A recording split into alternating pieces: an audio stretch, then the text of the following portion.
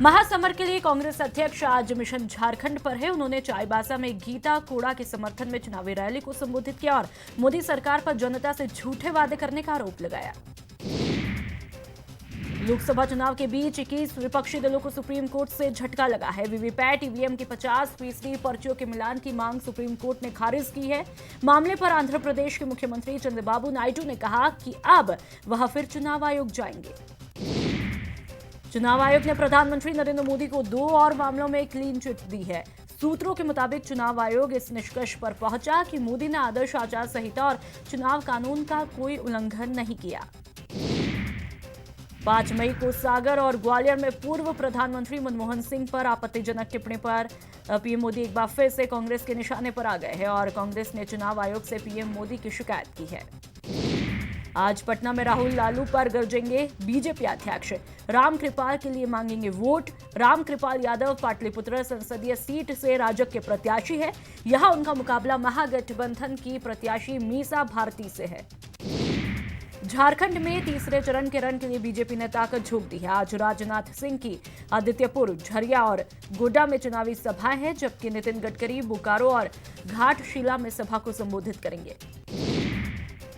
लोकसभा चुनाव को लेकर बिहार में बयानबाजी का दौर लगातार जारी है। जेडीयू प्रवक्ता संजय सिंह ने आरजेडी अध्यक्ष लालू यादव की बेटी और पाटलिपुत्र सीट से महागठबंधन की प्रत्याशी मीसा भारती की तुलना शूर्पणखा से की है। भोपाल लोकसभा सीट से कांग्रेस प्रत्याशी दिग्विजय सिंह ने पीएम मोदी पर जमकर निशाना साधा है। दिग्विजय ने कहा कि मोदी लोकतंत्र के पक्षधर नहीं है और हिटलर उनका आदर्श है। सीएम कमलनाथ ने ट्वीट कर पीएम मोदी पर बड़ा हमला बोला है। कमलनाथ ने कहा कि मोदी ने बीजेपी को 2 मैन पार्टी बना दिया है और अटल, आडवाणी और जोशी को भुला दिया है।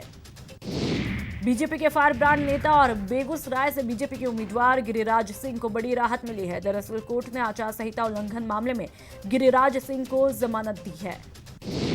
यौन उत्पीड़न के आरोपों में घिरे सुप्रीम कोर्ट के चीफ जस्टिस रंजन गोगोई को 3 सदस्यीय कमेटी ने क्लीन चिट दी है। मामले में सुप्रीम कोर्ट ने कहा कि चीफ जस्टिस रंजन गोगोई पर जो आरोप लगाए वे निराधार है। आईएनएक्स मीडिया के इस मामले में पी चिदम्बरम के बेटे कार्ति चिदम्बरम को सुप्रीम कोर्ट से राहत मिली है। कोर्ट ने उन्हें सशर्त विदेश जाने की अनुमति दी है। साथ ही कोर्ट ने कार्ति चिदम्बरम को 10 करोड़ रुपए की जमानत राशि जमा करने को कहा। प्रयागराज के लेटे हनुमान मंदिर के छोटे महंत योग गुरु आनंद गिरी को सिडनी में महिलाओं से अभद्रता और मारपीट के मामले में गिरफ्तार किया है। दोनों महिलाओं ने आरोप लगाया कि एक सत्संग कार्यक्रम के दौरान योग गुरु ने उनके साथ मारपीट और अभद्रता की।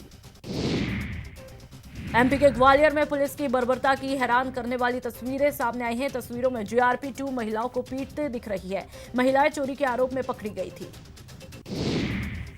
सीएम योगी ने मायावती और अखिलेश यादव पर करारा हमला बोला है। न्यूज 18 से खास बातचीत में सीएम योगी ने कहा कि राजनीतिक स्वार्थों के लिए तुष्टीकरण की नीति है गठबंधन और विपक्ष के पास राष्ट्रवाद और विकास पर बोलने के लिए कुछ भी नहीं है।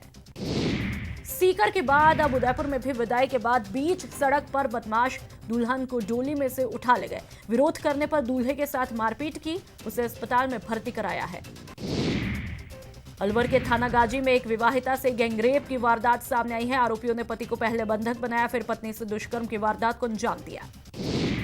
प्रदेश में बाल विवाह को लेकर प्रशासन सख्त दिखाई दे रही है। अजमेर और डूंगरपुर में प्रशासन की शक्ति की वजह से पुलिस ने 4 नाबालिग बच्चियों की शादी को रुकवाया। जिले के पिसांगर थाना क्षेत्र के मुकुंद जी की ढाणी में 4 नाबालिग बच्चियों की शादी करवाने की शिकायत मिली थी। अक्षय तृतीया के पावन मौके पर गंगोत्री और यमुनोत्री मंदिर के कपाट खुल जाएंगे। शीतकालीन प्रवास स्थलों से पहुंच रही मां गंगा और यमुना की उत्सव डोलियां। कपाट खुलने के साथ ही होगा 4 धाम यात्रा का शुभारंभ।